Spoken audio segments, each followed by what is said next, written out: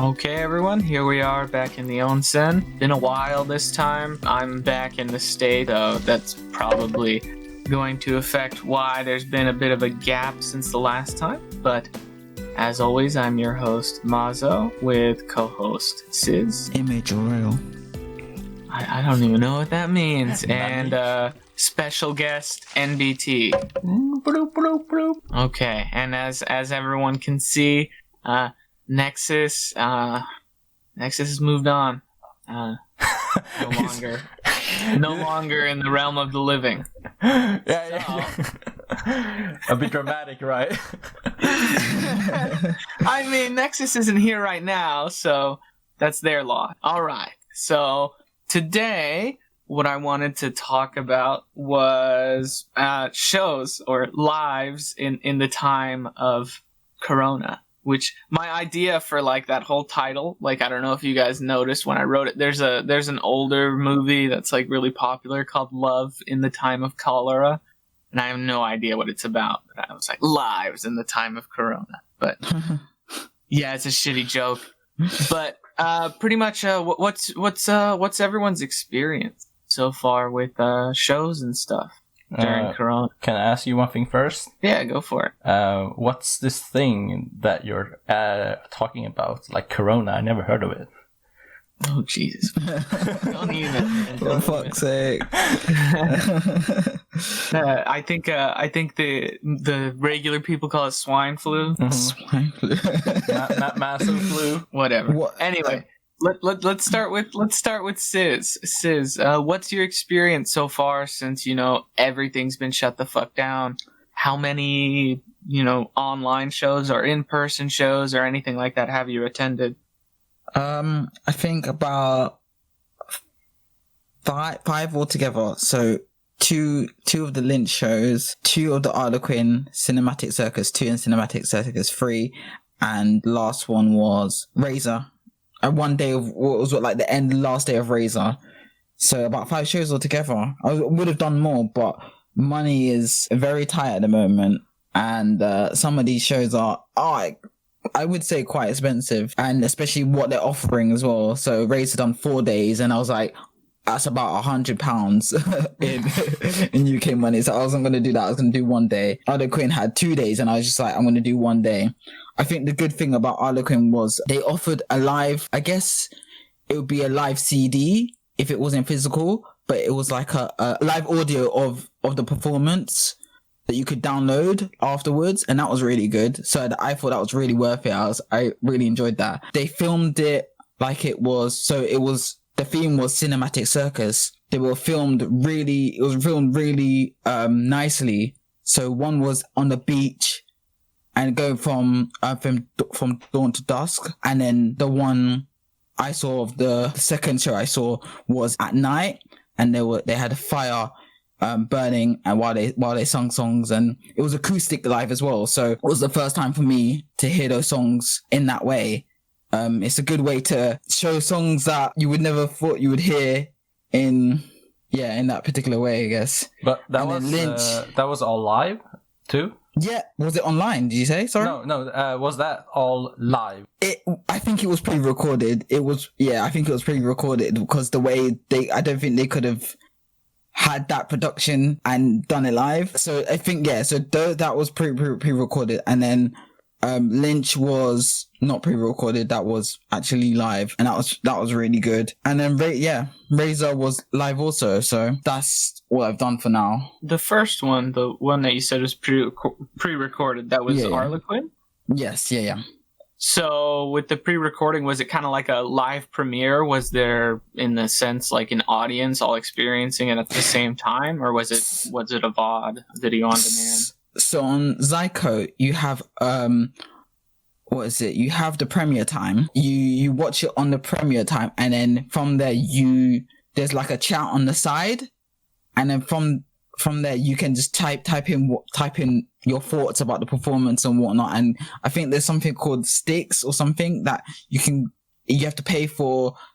I'm not quite sure how it works. I've never used it myself, but you pay for, it gives the band extra money or something like that. And then, that's and that's on Psycho. Yeah. Yeah. So I don't know how it works for other websites because I've only used Zyko so far. So yeah. Okay, yeah, I think Zyko was the one I had used for the events I attended. Well, I mean, overall, Sis, like, what was your opinion on it? Like, was it worth the cover charge compared to what you would have paid if they came to play locally? Yeah, definitely. I mean, I'm all for. I think I will just pay any amount. Well, not any amount, but amount that they offer anyway. I think that the advantage was obviously I would never ever been. I haven't seen Arlequin like live. I've only seen them twice live, sorry, but I haven't seen them recently. So I haven't heard all their new songs. So this was a very good and a very nice treat. Same with Lynch. Lynch, they played their older songs and their newer songs. And it was I've never heard their older songs live or new, obviously newer songs as well. They released a new album, earlier this year. So that was a really, really nice treat. Yeah, and same with Razor.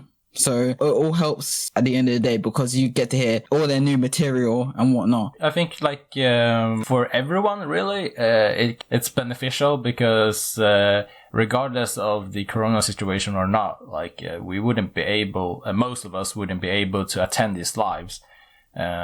So it's not only just a treat, but it makes it possible for us to actually virtually attend these shows. Yeah, I will say, because I've only done for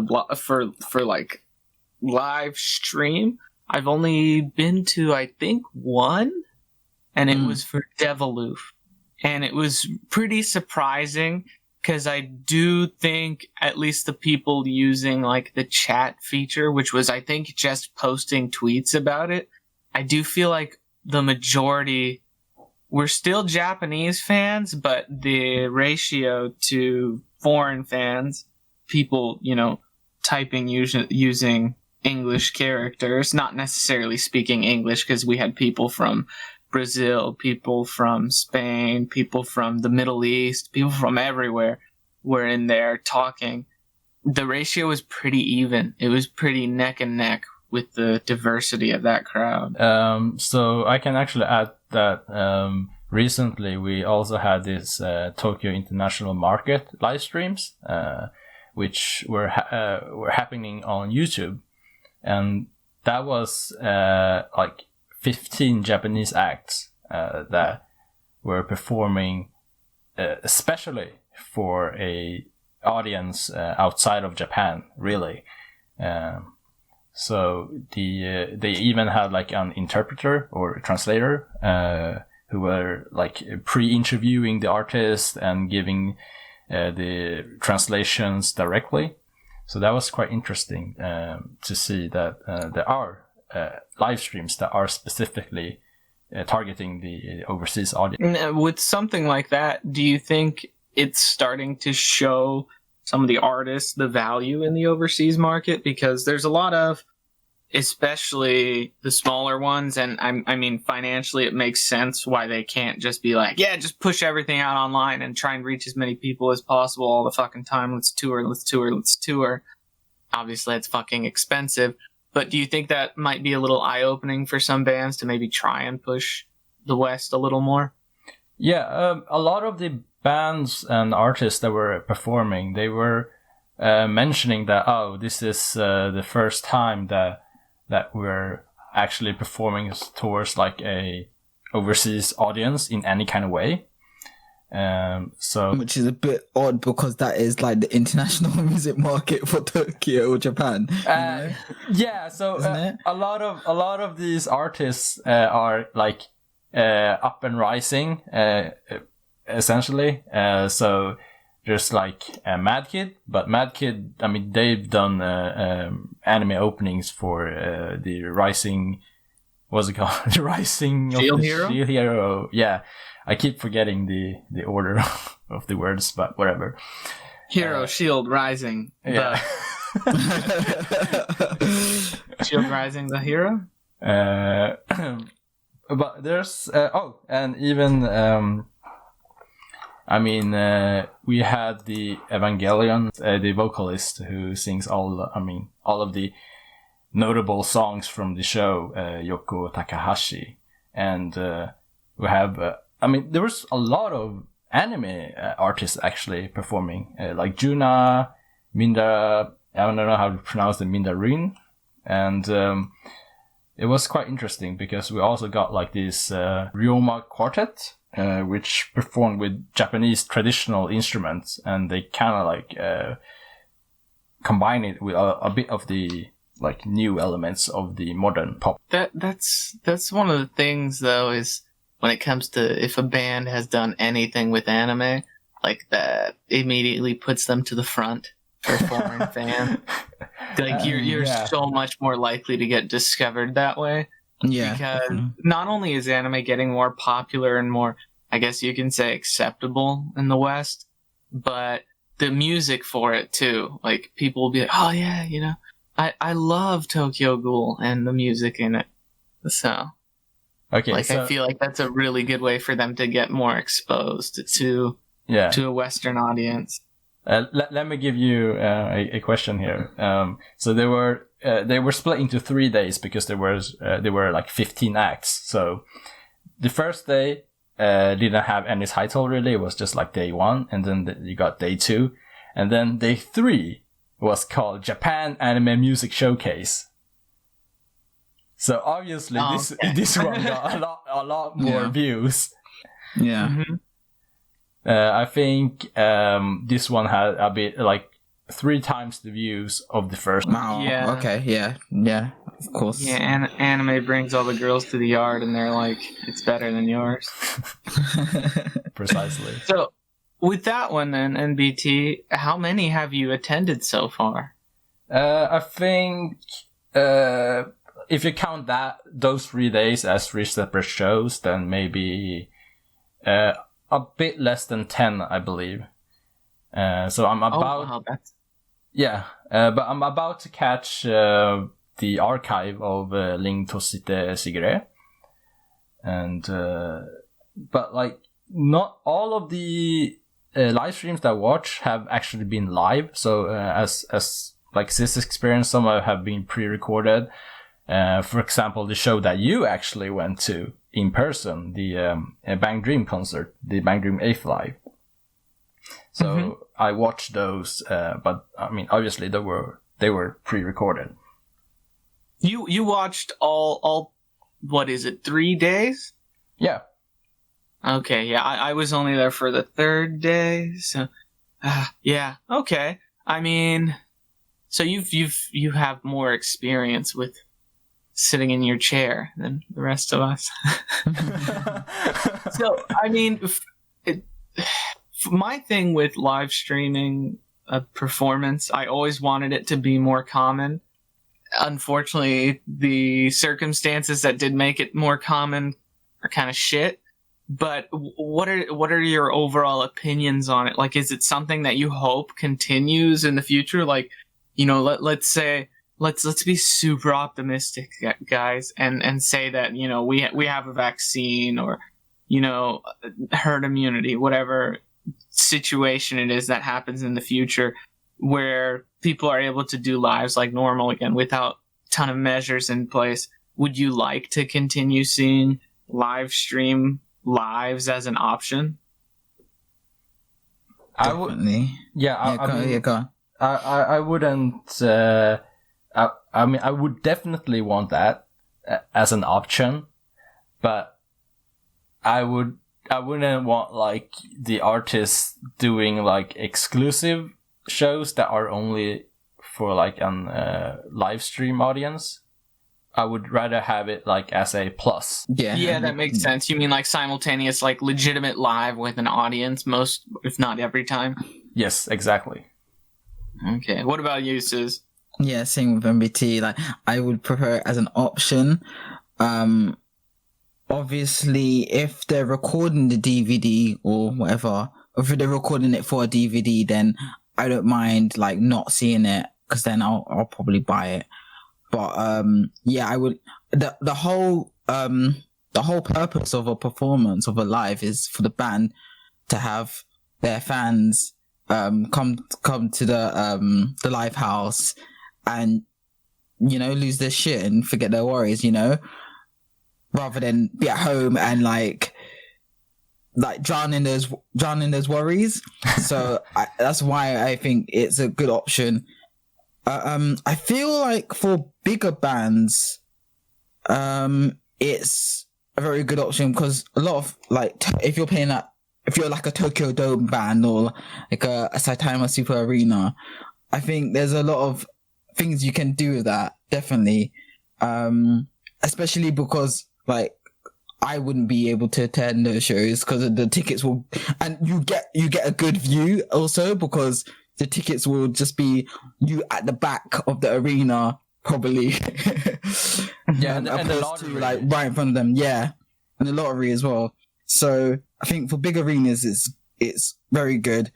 I know Overworld have been doing that as a recent, but it's also a very good, like I was talking about Harlequin earlier. It's a very good way to get creative with it and do different things with it. And that, I think that also changes it up and makes it a lot more interesting.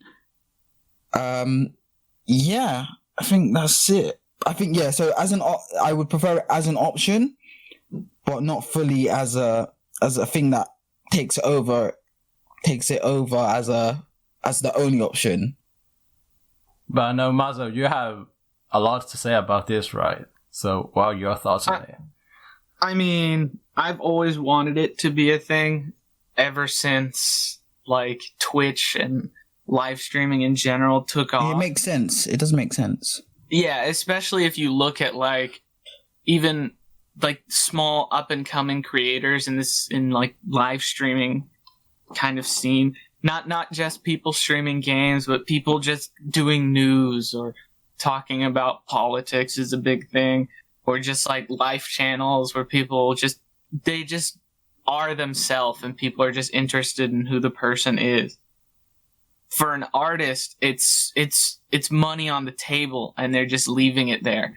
And again, kind of touching on what we were talking about just a second ago, whether or not it should be exclusive to a stream or a part of an actual show, is if it is part of an actual show, I mean, you don't even have to, I don't know what kind of mental state they have to be in when they do a performance to nobody, because it would probably feel more like rehearsal than anything.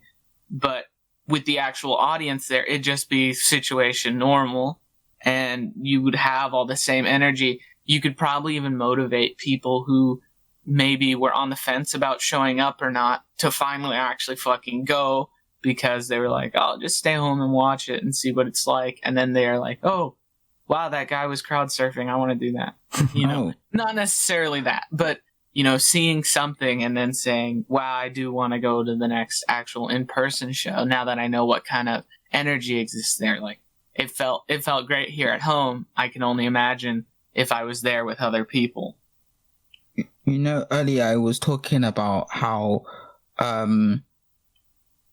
it's an option for people to it's a way that people will go home and they actually want to go to a live, but they can't, so they just kind of drown in their own feelings. But there's also the opposite. I remember there was an example, I don't think it has anything, it's not really related to live stream, but there was an example where there was a group who done a concert for one man because he was like I think he didn't like crowds. He was not good with crowds at all, and he just done it for him. And so I think it pay like mad money for this. I can't remember if he paid mad money. I was expecting you to say a concert for one man who died a week later, and I was like, jeez. No. But make a wish. Exactly. If you're that kind of person who doesn't like crowds, this is perfect, you know, perfect for these kind of people. So yeah, but like, you know, what are the chances that you can get your favorite band to do that? I don't know. I can't remember the details of it. I'll bring it up after. But yeah, that's like obviously a one in a that doesn't happen often at all. So Yeah. So it's definitely an option for those types of fans. I mean, I know I mentioned, live streamers and all that stuff, but in particular, there's one live streamer out there who her fans have become aware that she is immune compromised. Like, she can't leave the fucking house. yeah, I know who you're talking about. Yeah. There are people out there like that who would love for this kind of thing to be more accessible. I mean, we can't always tailor everything to like certain individual groups, but for the most part, I mean, even if it's just like a single camera, a fixed angle, if you can get it in a decent spot. I mean, Deviloof, the first ever live stream of theirs I caught was before this whole pandemic thing. And it was a staff member's cell phone streaming to Facebook. And it was still great. The energy of the people attending the live was amazing, as it always is. But even the people from around the world who were on there at the strangest hours just to get a glimpse of this band. I mean, like I said, we had people from the Middle East, we had people from Brazil, South America, North America, Canada. It was literally Russia. People from all over the world were there, all at different hours, but all at the same time, just to experience this little bit of Deviloof. But I want to talk about like the contrast though, like even if it's awesome to actually be able to view the artist live, like on your screen, but like it's still a very big difference in terms of the experience, like attending a concert versus watching your favorite band on the screen. Yeah, 100%. 100%. Definitely. I agree with that, which is why, I'm dying to see the true return of being able to go and see shows. I'm just saying that as an option, I feel like it should pretty much always be there. Once everything settles down, that we still continue to have access to this kind of thing. But there's one more question I kind of had regarding it, and it's something that Ziggy brought up in the discussion, where she mentioned that there was an artist where she had read an article or maybe an interview where the artist was like, yeah, fuck archives. That's totally paraphrasing, of course, but the artist was saying, if you're not there in the moment, at the moment, you shouldn't have access to it anymore, because that essentially ruins the artistic value and intention of everything. Now, my opinion personally is that sounds like shenanigans, because since it's been a fucking thing, bands have been doing, concert tapes that you can buy later, concert DVDs that you can get later. Now that it's just available on stream, like what now ruins it? But if you record a DVD, those are intentional. Like, you're intentionally doing it for the DVD. If you're doing a live stream, that's intentional too. Yeah, okay. But I mean, it depends on how they want to approach it. If they want to approach it as in a only moment thing, then I guess that's how they do it. I guess, but then you can just be like, okay, for this time, it's not going to be just in the moment. Like, if it's just subjective to like one person's opinion in that time when they decide to do it, I don't understand how you could sit there and be like, yeah, if you're not there, you don't deserve to freaking see it at all. I mean, an alternative has been, I believe, Sugizo had two versions of his ticket. He had a regular ticket, and he had a ticket where you could see the concert, get some other goodies, and also have the get a CD of the concert.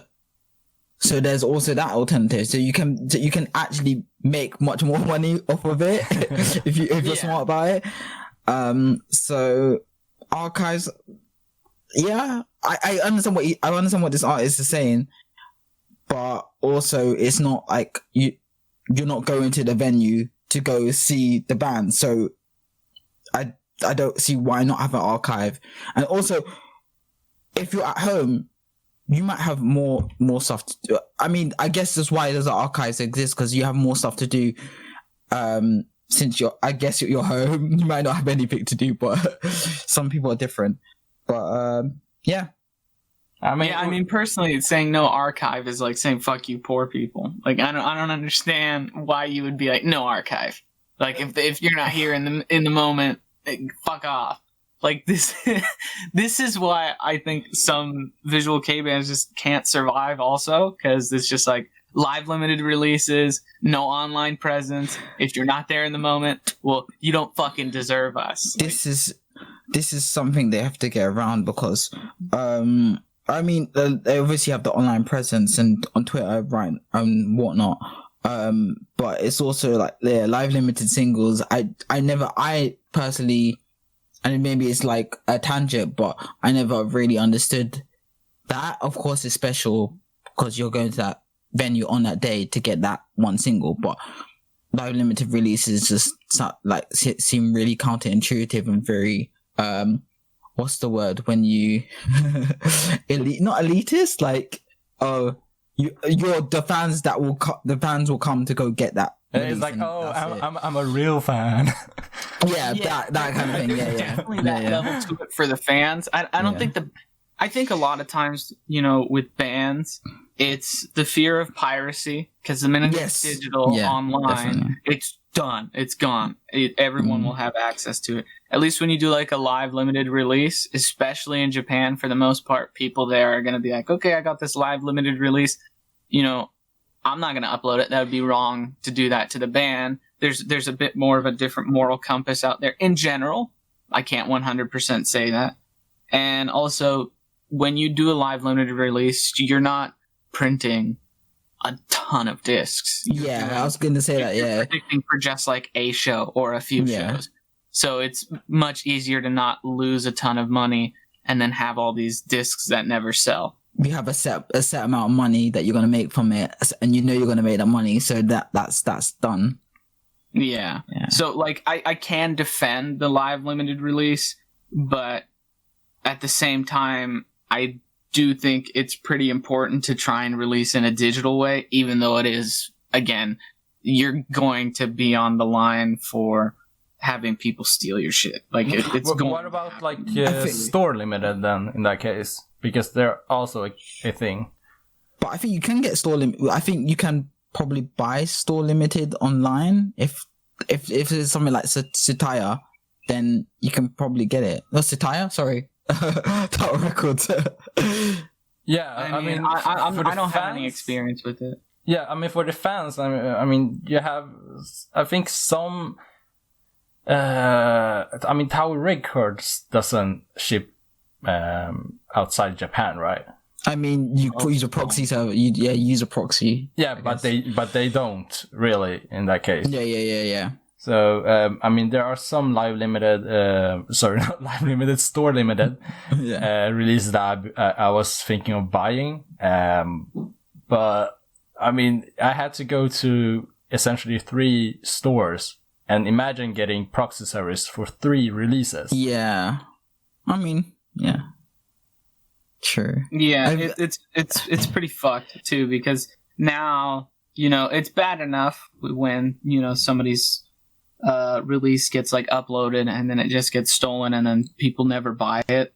But now you have people literally profiting off of their work, maybe even more than they are, just because of that kind of situation. Oh, I mean, with in-store, like store limited CDs. I was thinking they also have like live tickets, so you can go, if you buy it from this store, you'll get a ticket to go see the artist at that store live, and maybe they could do a similar thing but for like online. I mean, that sounds like elitist, but that could work, I guess, in the future. Yeah, put in a code and then you've accessed the live. I want to clarify that when I was mentioning about the store limited, I mean it's buying the same CD 3 times, but you get a bonus song for each. Oh, that's yeah. That's so. The thing is, though, like that's so JROCK. That's so Japanese. Yes, yeah. Like, you know, I've never seen that anywhere else, and You know, other than like the only thing I can compare it to is some video games, especially like maybe a couple years ago, it'd be like pre-order at this store and get this exclusive skin for your race car or whatever, and every store has a different one. Like, that's the only other thing I can compare it to, and everyone fucking hates it. Yeah. But again, when I say everyone, I mean the Western audience fucking hates it. I don't know if the people in Japan are like, that's the coolest thing ever. I'm totally okay with missing out on, 75% of this release because I picked this store over every store at the same time. Yeah. But you can feel like a real fan in that case. If you buy all of them. Fans, right? Yeah, only fan. Only the fans. Only the fans can feel that way. But let's move on to actually talking about in-person experience during the coronavirus time. So yeah, so do you guys have any of that? Well, obviously. In-person experience? What do you mean? As in going to an actual show in the last, 4 months. All my shows were cancelled. I was meant to see Mark in March, so I haven't seen anybody since last year. Yeah, November, so... Yeah, I was lucky to see Crossfaith before the whole shit became a circus. Oh yeah, I forgot I saw Miku at the beginning of the year now. Oh yeah, we saw Miku together. Sorry. But I mean, we obviously here in the West have not seen any concerts because of the situation here being so bad. But Mazo, since you were in Japan for some time, and the situation how do you say, paced down a bit, you were able to attend the show. Yeah, I went to one last show before I left. I mean, it was like a month before I left, but I did go to one show before I left, and it was when was that? Was that August? Yeah, it was August. Yeah, so I went to a show in August, and the thing was, it's not like it was a small show either. It was the Bang Dream 8 Live, and there were a lot of freaking people.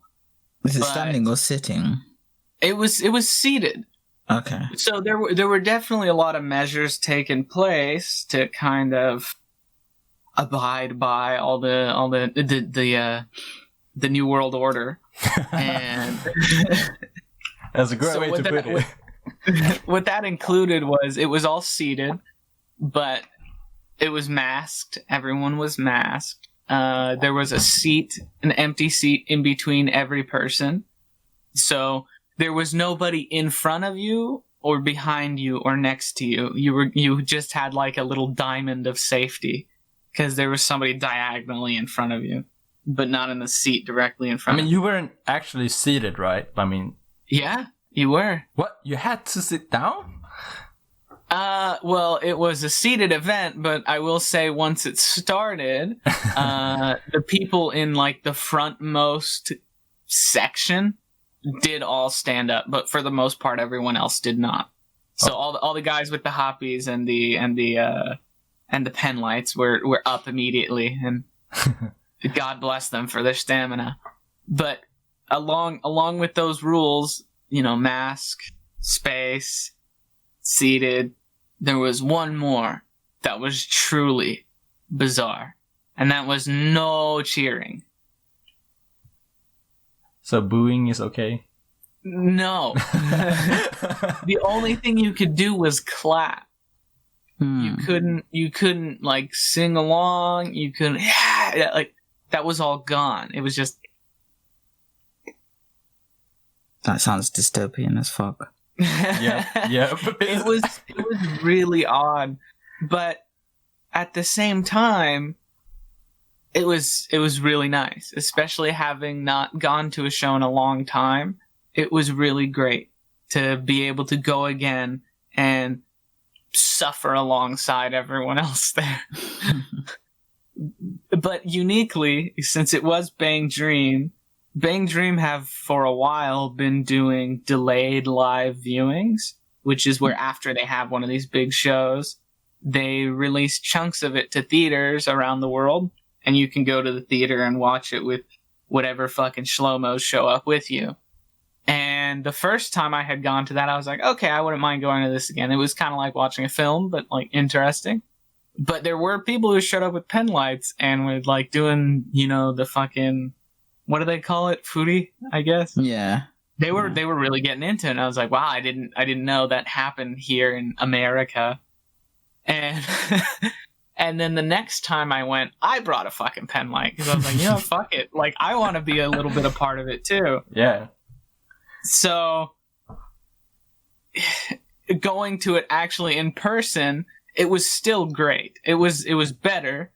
It wasn't perfect because obviously it wasn't like a legit live as I was used to, because the last live I had gone to before that was Deviloof, and that was in May, and that was great because it was, pre-Rona, pre-shutdown. Like, people were aware of it, but everybody's like, don't worry about it.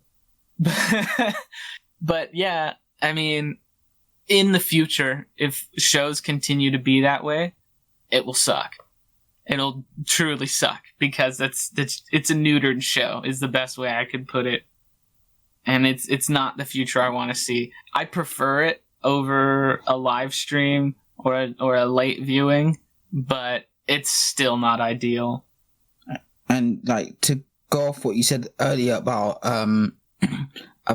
like the band gaining that energy from the audience, but not having that because they have to stay in their seated area. That's such a big part as well. I don't know how they're doing it. I just honestly, but it's a strange thing because for a lot of, I'm pretty sure for the vast majority of people that were there, that was their first live since the shit went down. Like, maybe for some of them that was day 3 for them, because I did go on day 3.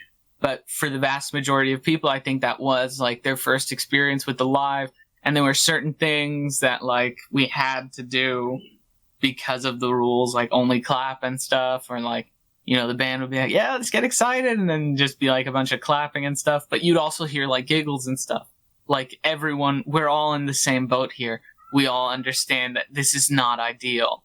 And it does bring a different sense of unity, but it's a different sense of unity. Yeah, as I mentioned earlier, I actually watched those delayed viewings online. So I actually saw the moment like when the artists on stage were like, even though none of you can cheer or whatever, we can still feel your energy like in our hearts. That's what it said.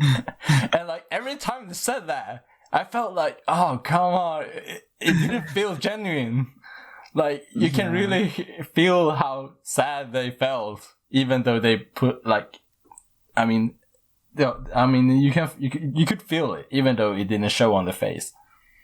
Yeah. I mean, that was one of the things that was funny too, was because it was during summer, and in Japan, summer it's something else, and people tend to like pass out in the street from heat stroke. So they kept telling people like when to drink water, like it was a part of the show. Be like, okay, everyone, water break, And every time they would drink water on stage, it would erupt into like massive applause. I've never seen so much applause for the singer drinking water. So yeah, I mean, there was just like little things that were, I don't know if it was unique to the fact that it was in the time of Corona show, or if it was just Bandori and their astoundingly great fan base. But, it was kind of the situation where it was just clapping. And in some ways it was funny. In other ways it was like, this is the best we could do. We're showing you the best we can do. And in some ways it was, this is the best we can do. I'm sorry. Like, there's so many sides to it. And like I said, at the end of the day, it's not ideal. No. It's not ideal. Yeah, especially if you have like foodie that actually you have to move. Sometimes bands will have theory where you have to move left of the venue and right of the venue, or you have to open up in the middle oh, you have to make us a pit, and you can't do that.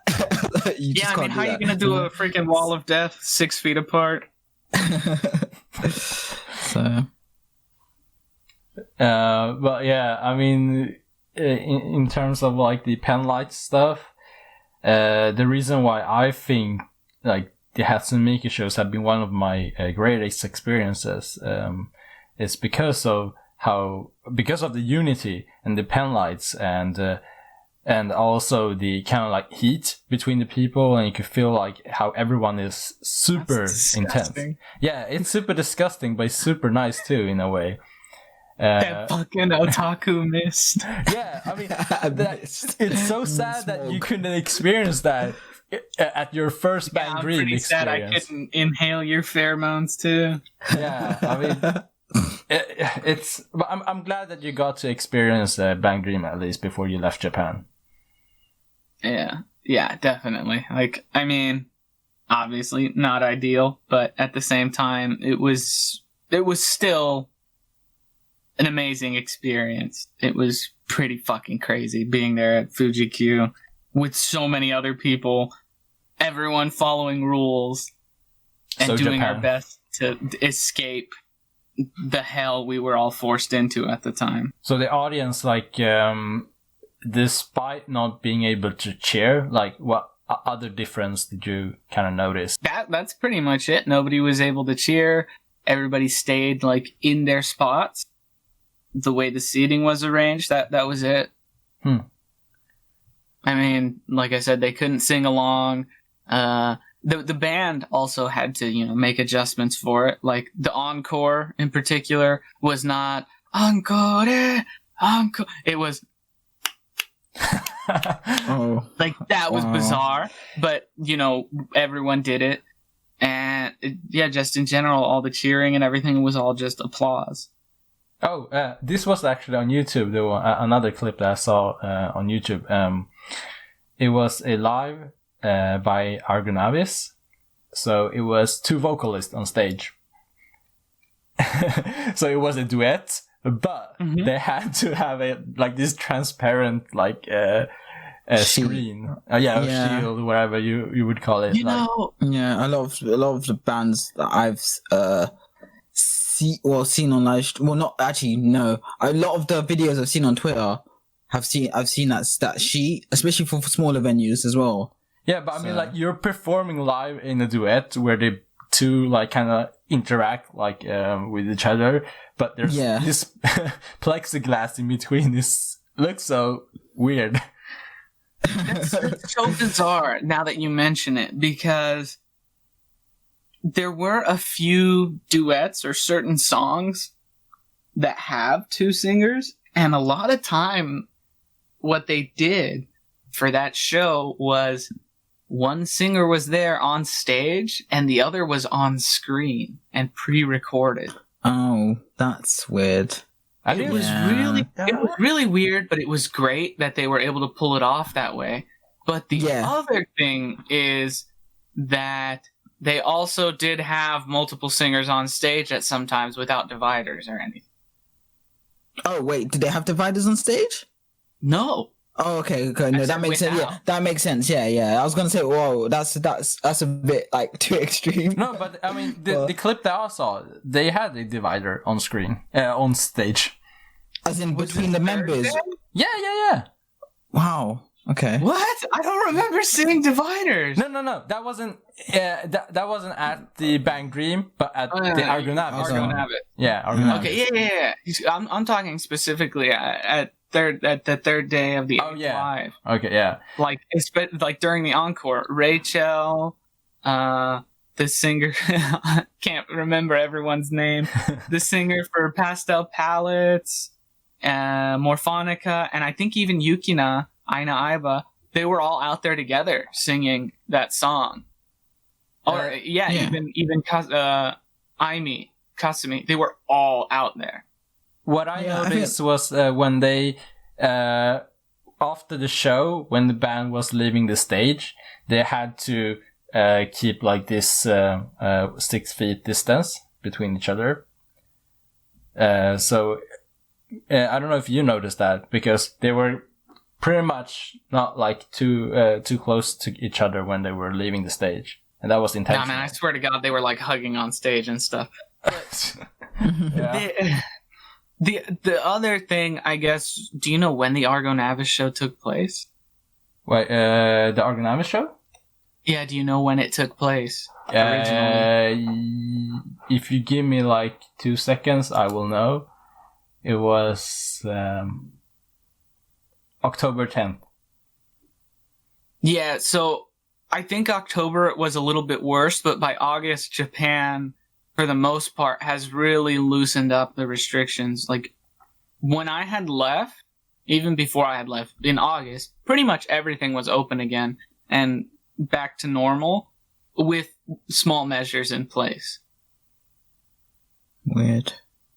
So it might have been because of the timing, because, like, they're more lax about it now. I think now that country's open for travel again, which is nice. Not for foreigners. I think not until February. Well, I mean, on that note, if anyone, wants to view live streams, which I highly recommend, it is a good option. It's what we have now, and for some people, it's the best it's honestly ever going to get for them, because some people just are never going to be able to get over to Japan, and Japan's not going to come to you. Like, it doesn't always.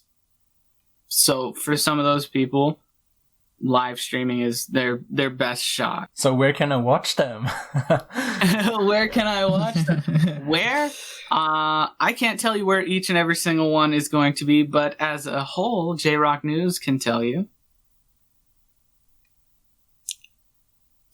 Am I gonna talk about it? Yeah, you are. Oh, okay. So we have recently started compiling some of the live streams that are happening, and thankfully we have a very helpful team member on JROCK News, and who's been able to compile not all of them, but a lot of them. So if you check our website now, you can see a compilation of the live streams that are going to happen during next month.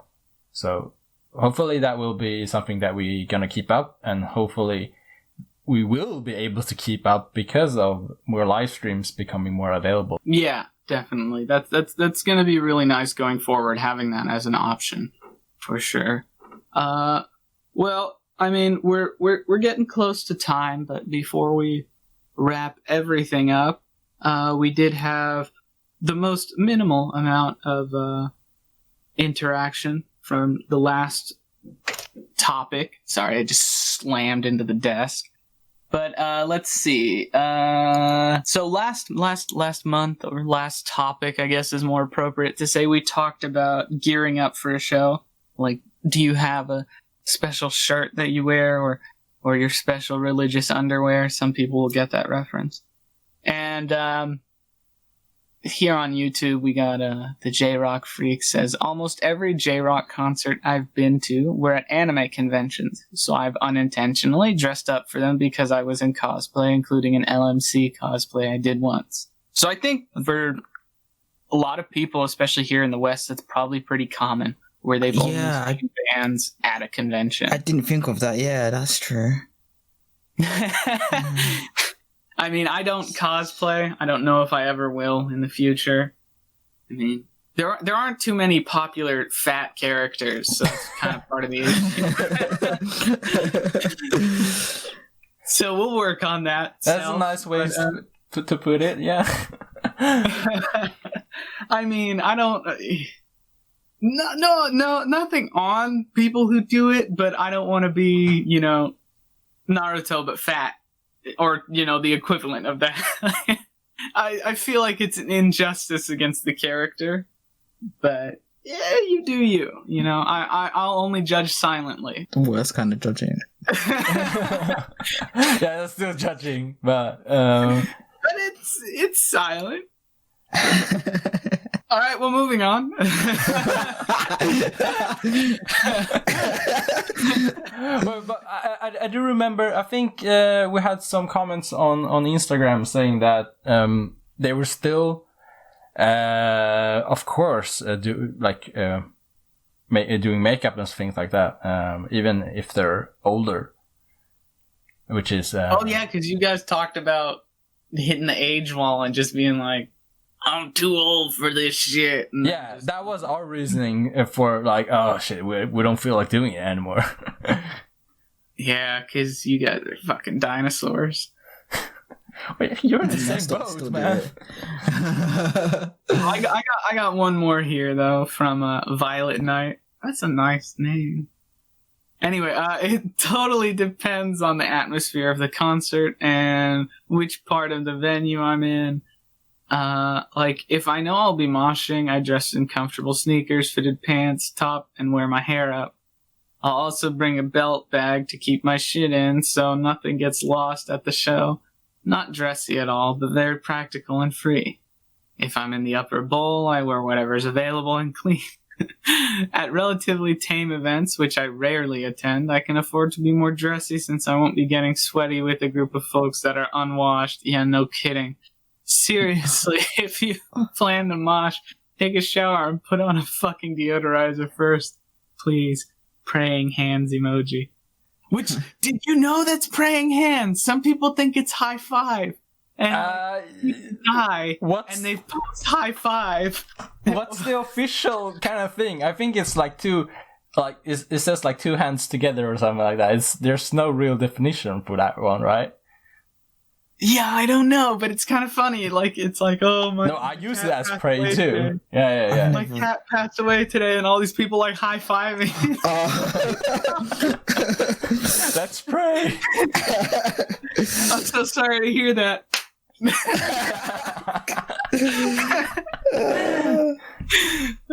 GG. Yeah, but yeah, I mean, I agree with that one. I for the most part, regardless, I'm just there, comfortable. I never dress up with anything that can be ruined. I see the emoji now, and I'm like, yeah, it's coming. Yeah, shit. Oh my god. Yeah. My bad. Sorry. But there was something that kind of like caught my attention about the bag thing. Have you guys noticed some of the lives that people like bring their like really big backpack? I always made that fucking mistake. I bring like a big bag if I'm coming from work and then going to a live. But other than that, I've learned over the years that the smaller the bag, the better, because it just easier and just you don't have to worry about anything. If it's a bag that goes around your shoulder as well, perfect. But why do you bring it to the floor? I don't want to pay sometimes. So basically, for me, it's so normally I go to venues late anyway. So when you go into the venue, you don't want to have to waste time having to put your bag into the cloakroom and then going upstairs, because sometimes you want to be as close as possible. Like personally for me, it gives kind of me a bad experience because your bag is in the way. Yeah, you're worried about a fucking bag. I also have like, it's also security, so I know it's on me. And if I want to get a drink also, like an alcoholic drink or whatever, then it's there with me. Wait, did you say alcoholic drink? Can you bring alcoholic drink? No, buy in the like venue. Oh, okay, sorry. Yeah. Pants have pockets. Like, there are some shows that that was supposed to be a jab saying that Sis wears girl pants. What the hell, guys? I didn't hear what you just said. Yeah, I mean, it gives you a way to carry your wallet or your ID or different things. Let me just tell you, Mazo, actually, I've got a massive wallet, so yeah, I can't actually fit anything in. You know, that's one of the things in Japan is a lot of times that's what obscenely large. I've got that wallet. Yeah, that's literally Why though?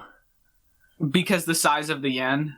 Or for Sis, I don't know. It's not like he's regularly paying with. Yeah, but actually, Isn't there something about folding the note and it's bad luck or something like that? I don't know where I heard that from. But I've never heard that. I don't know where I heard that from. But it helps.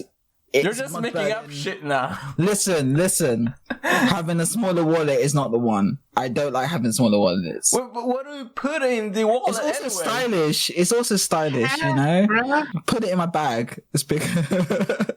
And if it's too big, then I would just take the cash out and then put the cash in my bag. What? You still use cash? Yes.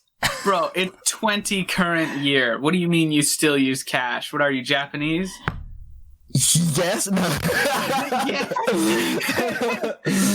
No. Yeah, I still use cash. You know, as for like, if I'm going to the sweet shop and there's a limit on the card, like £3 limit, I don't want to spend. I love sweets. Wait, what limit? How much candy are you buying? If sometimes there's a £3 limit on how much you can what? buy. Yeah. Wait. The minimum limit you have to. Minimum. Yeah. Minimum. Okay, we don't have that shit here. Yeah. Okay. I'm sorry. Remember, in America, we do weight in pounds. So you said £3 minimum. I was like, Jesus. Sorry. Sorry. 3 pounds of candy. Sorry, mate. It's got to be a kilo. God damn. Fucking wrong. Fucking wrong. All right. Well, I mean, that was a nice little touchback on that. But does anyone have any closing thoughts since we are getting towards the end here? Yeah, I'm gonna say psycho this. Zycode. No. No. Like the website? Yeah. Oh, beautiful. Okay. So Cycle is Cycle. Okay. Yeah, I don't have anything to add. For tuning in. That's it. Beautiful. Thank you, sis. Yeah, I don't have much to say. I hope, my hope is in the future we open up again. Shit gets back to normal. But I hope that the access and the maybe even businesses that have been able to spring up from live streams and live shows don't go away. I hope it continues to be a thing, especially for foreign fans who just can't even. So that's just my hope for the future. But with that, I've been your host Mazo with co-host Sis, Yay. special guest NBT, Psycho no deshita. and Nexus has moved on. Yeah. So, To the afterlife. all right, Nexus. There it is. High five, Nexus. What was that? High five. Did you just clap? For fuck's sake. Bro. Oh my god. Well, maybe, to be honest, they do that at shrines, don't they? They go, and then they go and they pray. So maybe it is. Maybe it just makes sense. Shit. Ah. No, because that is a clap in prayer, which is still praying hands. It's not walking up to your nearest bro and going, "Put it up high, brother." That is true. That is true. That is true. All right, we'll see you guys next time. High five.